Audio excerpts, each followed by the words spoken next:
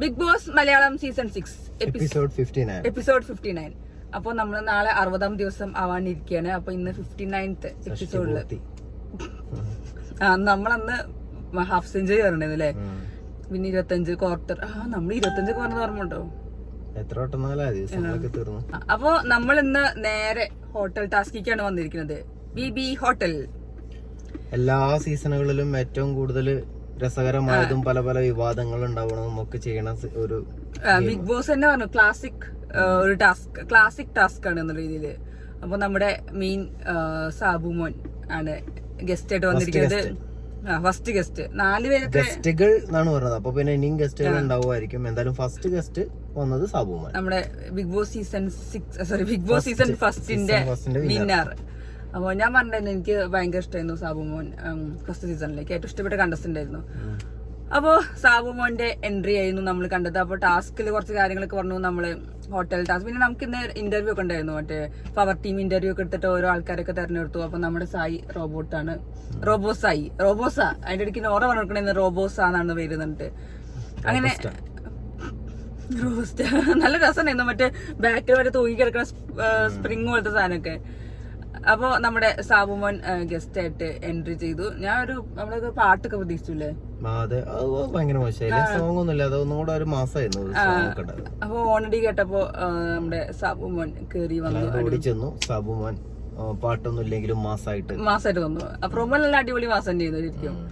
അപ്പോ പിന്നെ അവിടെ ഉള്ള എല്ലാരും പ്രീതിപ്പെടുത്തുന്ന കാര്യങ്ങളാണ് കണ്ടത്. ഓവറാക്കൽ തുടങ്ങിയതാണ്. സ്കൂൾ കുട്ടികളെ പോലെ എന്തിനാ ഗുഡ് മോർണിംഗ് ഇങ്ങനെ ഗുഡ് മോർണിംഗ് ഓരോരുത്തരെടുത്ത് ഗുഡ് മോർണിംഗ്. പറയട്ടെ, കഴിഞ്ഞ കൊല്ലത്തെ ടാസ്ക് ഒക്കെ ഓർമ്മയുണ്ടോ? കഴിഞ്ഞ കൊല്ലാണെങ്കിലും എല്ലാവരും പിന്നാലെ നടന്ന് ഇങ്ങനെ കേറുമ്പോ ശല്യപ്പെടുത്തിക്കൊണ്ടിരിക്കുന്നു. ഓർമ്മയുണ്ടോ? ഇതെന്ന് പറഞ്ഞാ ഒരുമാതിരി ഭിക്ഷക്കാരൊക്കെ ചില സ്ഥലങ്ങളിലൊക്കെ അമ്പലങ്ങളിലൊക്കെ ചെന്നാണല്ലോ ഒരുപാട് ആളുകൾ. പിന്നെ അങ്ങനെ ഇവര് ഇങ്ങനെ കാണിച്ച അതിന്റെ ഒരു വില കളയുന്ന പോലെ തോന്നി. എനിക്കിപ്പോ പെട്ടെന്ന് ഇങ്ങനെ ഓർമ്മ വന്ന് കഴിഞ്ഞ കൊല്ലം അങ്ങനെ ഉണ്ടായിരുന്നു. എല്ലാവരും കൂടി ചുറ്റും കൂടി. കാരണം ഇവർക്ക് മെയിൻ ആയിട്ട് കോയിൻസ് കളക്ട് ചെയ്യാണല്ലോ. പോയിന്റ്സ് കിട്ടുക, എന്താ പറയാ, അത് ഇൻഡിവിജ്വൽ ടാസ്ക് ചെയ്യുന്നത്. ഇത് പിന്നെ ഗ്രൂപ്പ് ടാസ്ക് ആണ്, അവരുടെ ടീം കയറുക എന്നുള്ളത്. അപ്പൊ പരമാവധി പിന്നാലെ നടന്ന് സോപ്പ് ഇട്ടിട്ടും അറ്റ്ലീസ്റ്റ് ഇറിറ്റേറ്റ് ചെയ്തിട്ടെങ്കിലും പോയിന്റ് നേടാന്നുള്ളതല്ല ചെയ്ത്. അയാള് ഹോട്ടലിൽ കയറി വന്ന ശ്രമിച്ചോണ്ട് ഒരാൾക്ക് ശ്വാസം കൂടാനുള്ള ടൈം. അങ്ങനെ സാബുമോൻ അവസാനം കൊണ്ടുപോയി തൊലയ്ക്കുന്നുള്ള രീതിയിൽ കൊടുക്കുകയും ചെയ്തു. അങ്ങനെ നമ്മുടെ ടണൽ ടീമിലാണ് കയറിയിരിക്കുന്നത്. സായിന്റെ ടീമില് എല്ലാവരും പുറത്താക്കി. നിങ്ങൾ പോയി പുറത്ത് കിടന്നു. റൂമിൽ കയറാൻ വേണ്ടിട്ട് അവര് വലിയ സംഭവമാക്കി അവര് എന്താ പറയുക സാബുമോനെ അങ്ങോട്ട് മയക്കി എടുക്കാന്നൊക്കെ വിചാരിച്ചിട്ടാണ് റൂമിൽ കയറ്റിയത്. അല്ല, അയാൾ ആദ്യം തന്നെ അവരൊക്കെ ചവിട്ടി പുറത്താക്കി. അതെ, അല്ല അപ്സരയാണ് ഞങ്ങൾ റൂമിൽ കയറൂന്നൊക്കെ പറഞ്ഞിട്ട് സോപ്പിട്ടതും അങ്ങനെ കയറ്റി. അപ്പൊ അങ്ങനെ അപ്സരയ്ക്കൊക്കെ പോയിന്റ് ഒക്കെ കൊടുത്തിട്ടുണ്ടായിരുന്നു. പിന്നെ അത് കഴിഞ്ഞിട്ട് നമ്മുടെ ജിൻഡോനോട് മറ്റേ സിഗരറ്റിന്റെ കാര്യം പറഞ്ഞത്, മറ്റേ സിഗരറ്റ് വേണമെന്നൊക്കെ പറഞ്ഞ ആ ഒരു ടാസ്ക് ഒക്കെ നല്ലതായിരുന്നു. അവന്റെ പോയിന്റ്സ് ഒക്കെ കൊടുത്തത്. ജിൻഡോ മനസ്സില്ല പോയിന്റ് പ്രതീക്ഷയിലാണ് സീസറൊക്കെ കൊടുത്തത്. പിന്നെ ബിഗ് ബോസിനോട് ചോദിച്ചപ്പം ബിഗ് ബോസ് കൊടുക്കില്ല എന്നെന്തോ പറഞ്ഞു അല്ലേ? അതെ.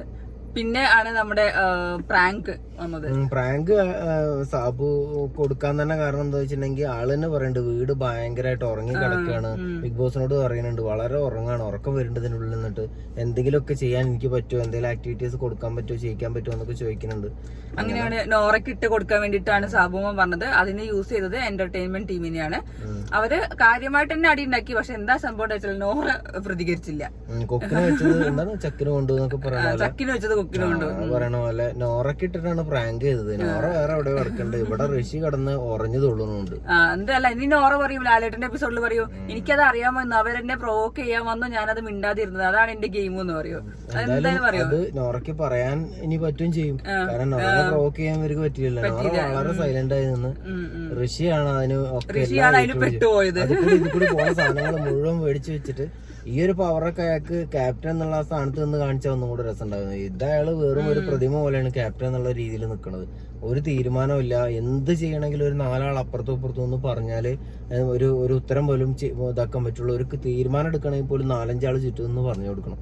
അങ്ങനത്തെ ആള് പിന്നെ ഇവിടെ കിടന്ന് ഉറഞ്ഞു തുള്ളേണ്ട ഒരു ആവശ്യമില്ല. എല്ലാ വഴി കൂടെ പോണ ഏണി മുഴുവൻ വാങ്ങിച്ചു വെക്കേണ്ട ഒരു ആവശ്യമില്ല. അപ്പോഴാണ് നമ്മുടെ ജാസ്മിൻ അവിടെ ലെറ്റ് ദം ടോക്ക്, ശ്രീരേഖ ചേച്ചിനെ വിളിച്ചത് ലെറ്റ് ദം ടോക്ക്. അത് തിരിച്ചു കൊത്തിയതാണ്. അതായത് അത് ഞാൻ ഇങ്ങനെ ജാസ്മിൻ കേട്ടെന്ന് എനിക്ക് മനസ്സിലായത്. ജാസ്മിനും ജിൻഡോയും ഇന്നലെ അടിയുണ്ടായ സമയത്ത് നോറ പറഞ്ഞിട്ടുണ്ട് ലെറ്റ് ദം ടോക്ക്. അപ്പൊ എന്താ ഇവരത് ആസ്വദിക്കുകയാണ്. തിരിച്ചു അങ്ങോട്ട് നോറ അടി കൊണ്ടത് ജാസ്മിൻ അടി കൊണ്ട് നോറ ഇങ്ങനെ ആസ്വദിക്കുകയാണ്. എന്തായാലും അപ്പൊ അവിടെ ഭയങ്കര അടി നടന്നു. അപ്പോഴാണ് നമ്മുടെ ഋഷിയാണ് അവിടെ നിന്ന് ഫസ്റ്റ്. ഞാൻ എന്റെ ഒരു കേട്ടലിൽ വെച്ചിട്ട് ഋഷിയാണ് ഫസ്റ്റ് പറഞ്ഞത് നീ ഓവർ ആക്ട് ചെയ്യല്ലേ എന്ന് പറഞ്ഞിട്ട് അപ്സരന്റെ പിന്നാലെ ഓടിയത്. അപ്സര തിരിച്ചു നിന്റെ ആക്ടിങ് എന്താ കൊള്ളില്ലെന്നോ. അല്ല നീ ഇവിടെ അഭിനയിച്ചല്ലേ നിക്കണെന്ന് ചോദിച്ചു. അതിൽ പറഞ്ഞു എന്താ പറയാ നിനക്ക് അഭിനയിക്കാൻ അറിയില്ലല്ലോ. എനിക്ക് തോന്നുന്നത് ഞാൻ മനസ്സിലാക്കിയത് അപ്സര അയാളെ റിയൽ ലൈഫിൽ അഭിനയത്തിനെ കുറിച്ചൊന്നും അല്ല പറഞ്ഞത്, അവിടെ അഭിനയിച്ച് നിൽക്കുന്ന കാര്യത്തിനെ കുറിച്ച്. അപ്പൊ നമ്മളെന്തെങ്കിലുമൊക്കെ പറയുമ്പോ നമ്മളെല്ലാം വളരെ കറക്റ്റ് ആയിട്ടൊന്നും അല്ല എല്ലാവരും നോക്കണ്ടാവും. അത് നമ്മള് പലതും പറയും. അതിപ്പം ഒന്ന് പോടാ അവിടെ നിന്ന് പറഞ്ഞിട്ടുണ്ടെങ്കിൽ അതാ എന്നോട് ബിഗ് ബോസ് ഹൗസിൽ പോകാൻ പറഞ്ഞു എന്നൊക്കെ പറഞ്ഞ് പ്രശ്നം ഉണ്ടാക്കണ പോലെ എനിക്ക് തോന്നിയത്. അനാവശ്യമായിട്ട് ഒരു വലിയ പ്രഷറൊക്കെ തലയിൽ കയറ്റി വാങ്ങിച്ച് എന്നെല്ലാം കൂടെ ആയിട്ട് ഇങ്ങനെ പ്രഷർ പൊട്ടേണ്ട ആവശ്യമൊന്നുമില്ല. അത് അവിടെ ഇരുന്ന് കണ്ട് സുഖമായിട്ട് ജാസ്മിൻ ആസ്വദിക്കണ്ടായിരുന്നു. ജാസ്മിൻ വളരെ സൈലന്റ് ആയിരുന്നില്ലേ. മാത്രല്ല ഈ സീസൺ തുടങ്ങിയിട്ട് ആദ്യമായിട്ടാണ് ജാസ്മിൻ മാറി നിന്നൊരു അടി കണ്ട് ആസ്വദിക്കുന്നത്. എല്ലാത്തിനും നടുവ് പോയി ഇറങ്ങി കൊടുക്കുന്ന ആളാണ്. അതെന്താ ഗസ്റ്റ് ഉണ്ട്, പിന്നെ അങ്ങനെ അടി ഉണ്ടാക്കി കഴിഞ്ഞാൽ പോയിന്റ് കുറയോ വിചാരിച്ചു. ഇവരെ പുറത്താക്കണമെങ്കിൽ പുറത്താക്കുമല്ലോ, അങ്ങനെ വിചാരിച്ചിട്ടാവും ചിലപ്പോൾ ജാസ്മിൻ അവിടെ നിൽക്കണ്ടായിരുന്നുണ്ടാവുക. ജാസ്മിൻ പ്രതീക്ഷിച്ചില്ല, പിന്നെ ആകെ ചമ്മി പോയിട്ടുണ്ടാവുക. അങ്ങനെ ഋഷിക്ക് അത് നല്ലോണം കൊണ്ടു. ഋഷി അത് പ്രാങ്ക് ആണെന്ന് പറഞ്ഞതിന് ശേഷം പിന്നെ അടി ഉണ്ടാക്കാൻ തുടങ്ങി. എന്റെ കരിയറിനെ കുറിച്ചാണ് പറഞ്ഞത് പറഞ്ഞിട്ട് അവിടെ ഭയങ്കര കച്ചറയി. അതെ, അത് അനാവശ്യമായിട്ടുള്ള എന്തായാലും അനാവശ്യമായിട്ടുള്ള കച്ചറയാണ്. പിന്നെ ഇത് പ്രാങ്കാന്ന് പറഞ്ഞാലും എന്റെ കരിയർ എന്ന് പറഞ്ഞാൽ അങ്ങനോട്ട് പറഞ്ഞപ്പോഴത്തേക്ക് അവസാനിക്കണതാണോ ഋഷിന്റെ കരിയർ? എത്ര സിമ്പിൾ ആണോ ഋഷിന്റെ കരിയർ? എന്നിട്ട് അവിടെ ഇരുന്നിട്ട് കരയുക. ആ ഒരു സംസാരത്തിലൂടെ പിന്നെ ഋഷി ഫുൾ അത് ഇമോഷണലി ഭയങ്കര അന്നന്നെ നമ്മൾ കണ്ടാണ്. നമ്മൾ ആദ്യം വിചാരിച്ചു ഭയങ്കര സ്ട്രോങ് കണ്ടസ്റ്റന്റ് ആവുന്നു, പക്ഷെ ഭയങ്കര ഇമോഷണലി വീക്ക് ആയിട്ടുള്ള ഒരാളാണ്. എന്തായാലും ഇങ്ങനത്തെ കണ്ടസ്റ്റൻസ് ഒക്കെ ഭയങ്കര ബാക്കിയുള്ളവർക്കും കൂടെ ബുദ്ധിമുട്ടാണ്. ഇപ്പൊ നോറേന്റെ ഒക്കെ പോലത്തെ ആൾക്കാർ പ്രതികാരം, പകയും പല ടൈപ്പിലുള്ള ഇമോഷൻസ് ആണ് ഇവർ കൊണ്ടുവരുന്നത്.